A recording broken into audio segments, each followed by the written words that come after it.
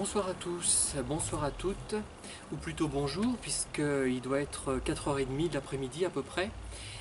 Et je vais aborder un sujet qui n'est pas très joyeux, et qui l'est sans doute encore moins que ceux que j'aborde d'habitude, puisque parler de personnes manipulatrices, ce n'est pas forcément la joie la plus totale, hein.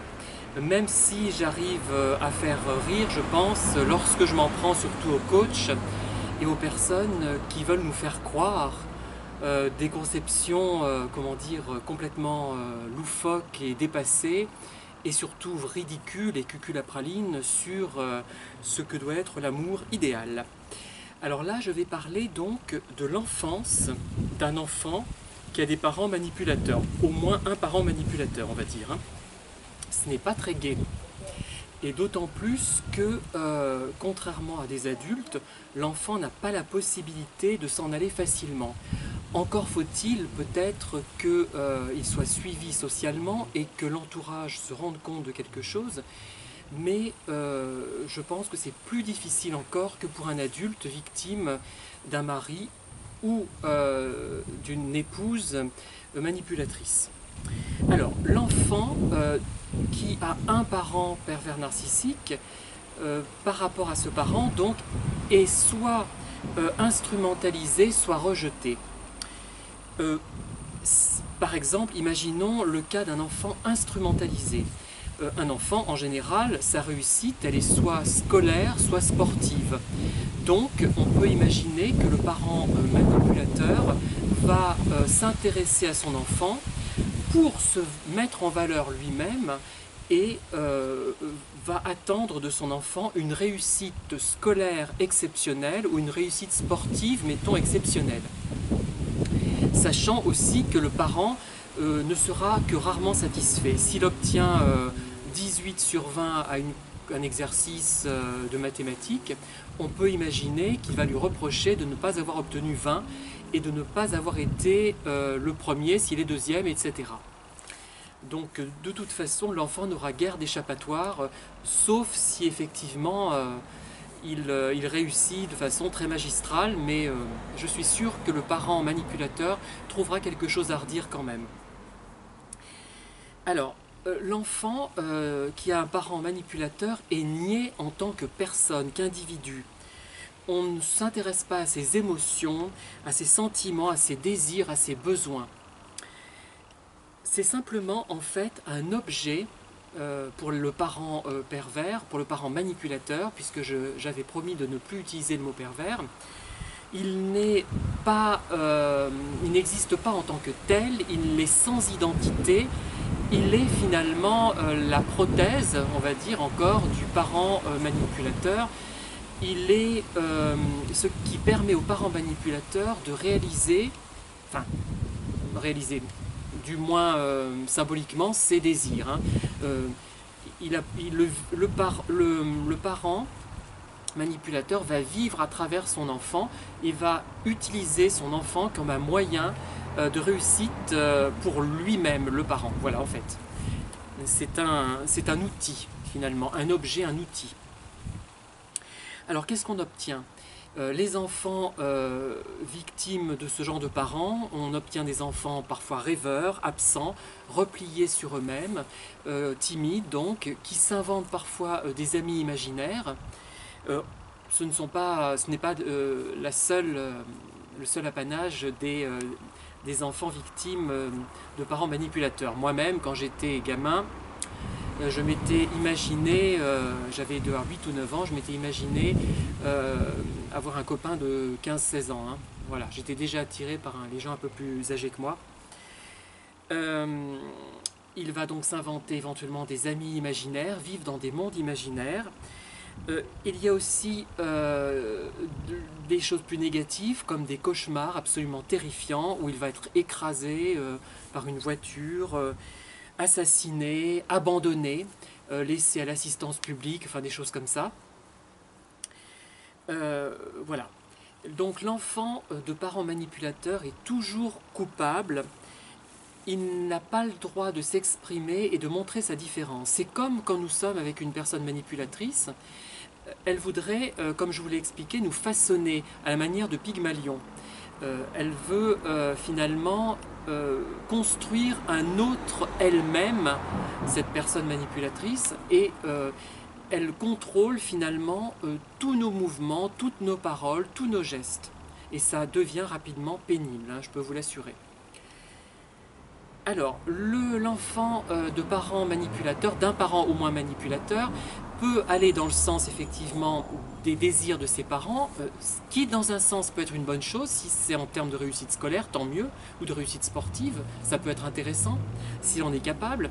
Donc il peut se soumettre finalement et devenir hyperactif pour satisfaire les rêves de ses parents en termes de réussite scolaire. Attention, il ne faut pas confondre un parent manipulateur avec un parent qui légitimement veut que son enfant réussisse pour lui-même, pour l'enfant lui-même, hein, pas seulement pour eux. Donc il faut nuancer un peu ça. Il y a des parents qui sont peut-être un peu instrumentalisants avec leurs enfants, mais pas au point d'être néfastes, voilà ce que je veux dire. Hein. Puisqu'il y a les deux, hein. On peut vouloir que son enfant réussisse pour l'enfant lui-même, mais aussi pour soi un petit peu. Hein.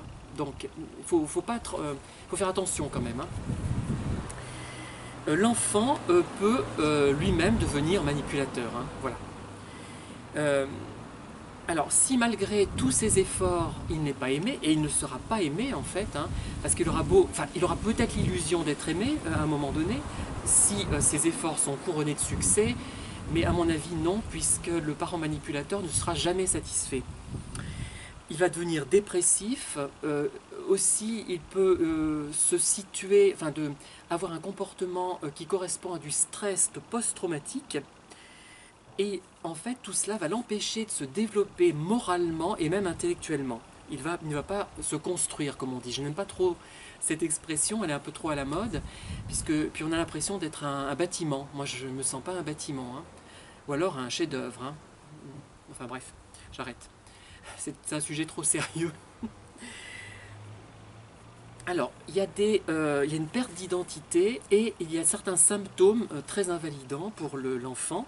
Mutisme, bégaiement, dépersonnalisation, fuite hors de la réalité, doute, insécurité affective, angoisse d'abandon, culpabilité, timidité, faible estime de lui-même, problème au niveau scolaire, baisse des résultats scolaires, baisse de l'attention, baisse de la concentration, baisse de la mémorisation,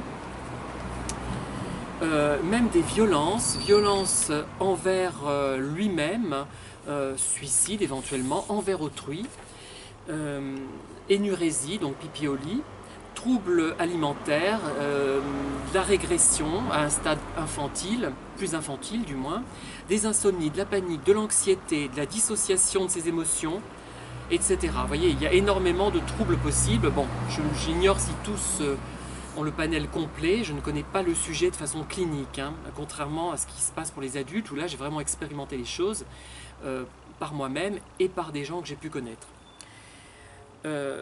Il peut même, l'enfant, s'identifier aux parents agresseurs, donc ça renvoie un petit peu au syndrome de Stockholm, dont vous avez sans doute entendu parler.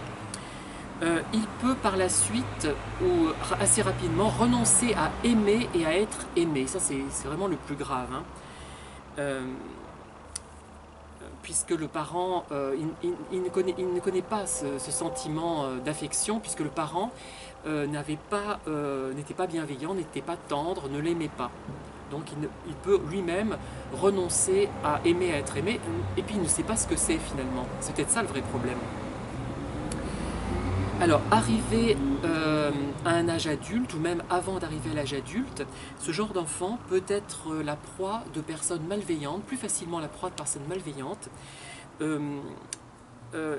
car il n'a vécu en fait que des choses plutôt distantes, malveillantes, peu affectueuses dans son enfance. Il n'a pas été reconnu en tant que tel, en tant que personne, et il va croire peut-être que c'est généralisé, s'il n'a pas d'autres exemples à disposition. Hein. Voilà. Et donc il va trouver normal d'être traité comme un objet, peut-être, et il risque de subir parfois des violences morales ou même physiques en termes de viol. Hein. Et point n'est besoin d'ailleurs d'être un enfant victime d'un parent pervers pour vivre cela. Quoique j'ai un exemple en tête qui me vient à l'esprit à l'instant, et quand je pense à un des parents, pas les deux, hein, à un des parents, je me dis que peut-être cet enfant était victime d'un parent manipulateur. Et effectivement, il a été quasiment violé, on va dire, oui, avant 12 ans, à 10 ans, oui, on peut parler d'un viol. Et là, il est décédé à l'âge de 27 ans d'ailleurs. Hein, enfin bon, voilà.